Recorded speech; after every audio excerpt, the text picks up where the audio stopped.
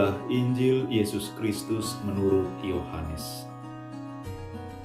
Sekali peristiwa, orang-orang Yahudi mau melempari Yesus dengan batu. Tetapi kata Yesus kepada mereka, "Banyak pekerjaan baik yang berasal dari Bapa-Ku kuperlihatkan kepadamu. Manakah di antaranya yang menyebabkan kamu mau melempari Aku dengan batu?"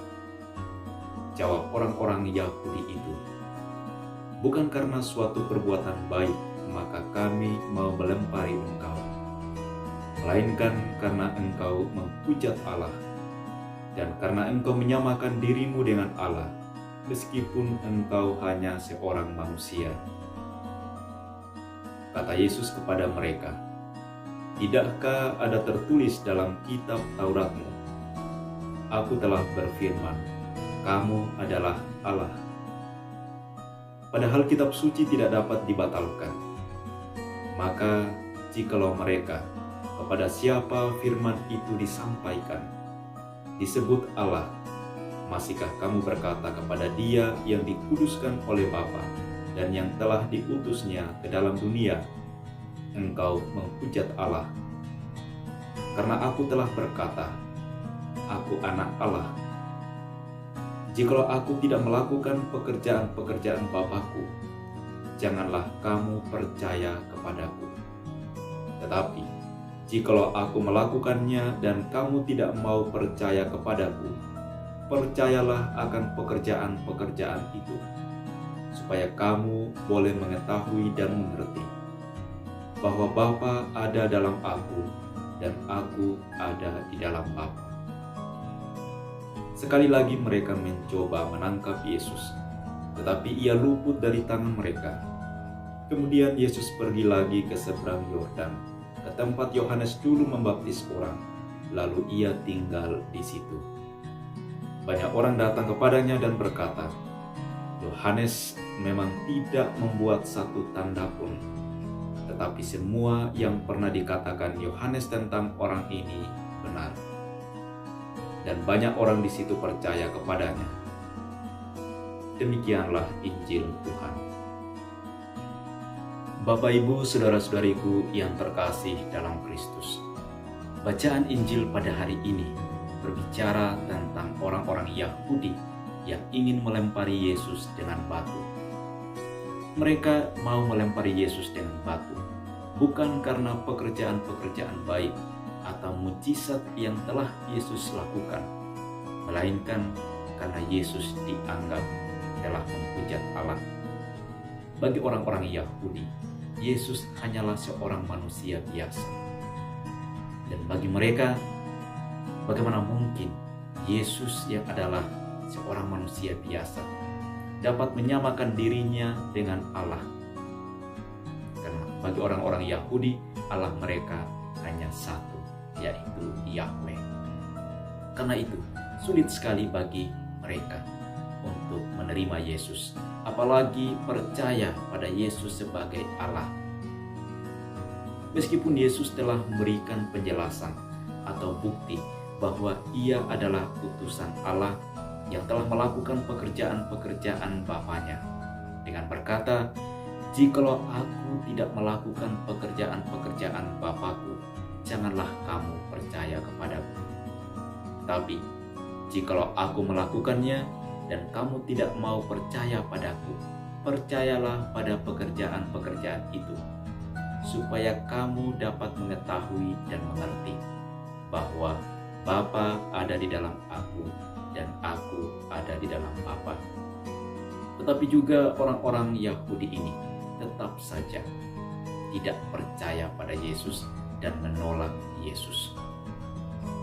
Bapak, Ibu, saudara-saudariku yang terkasih dalam Kristus, apakah konfrontasi atau konflik dalam bacaan ini antara Yesus dan orang-orang Yahudi murni tentang siapa Yesus sesungguhnya, atau murni karena penghujatan Yesus terhadap Allah? Atau apakah orang-orang Yahudi merasa dan menyadari bahwa mereka semakin kehilangan kekuasaan terhadap orang banyak yang semakin hari semakin banyak mengikuti dan percaya pada pengajaran dan tindakan Yesus. Jelas bahwa Yesus sangat dicintai, sangat dikasihi oleh orang banyak. Apalagi orang-orang yang telah mengalami belas kasihan Yesus melalui mujizat-mujizat penyembuhan. Dan tentu ini menjadi ketakutan besar bagi orang-orang Yahudi karena mereka akan kehilangan pengikut. Mereka menyadari bahwa popularitas dan kekuatan Yesus semakin meningkat. Jumlah orang yang berkumpul untuk mendengarkan Yesus meningkat setiap hari.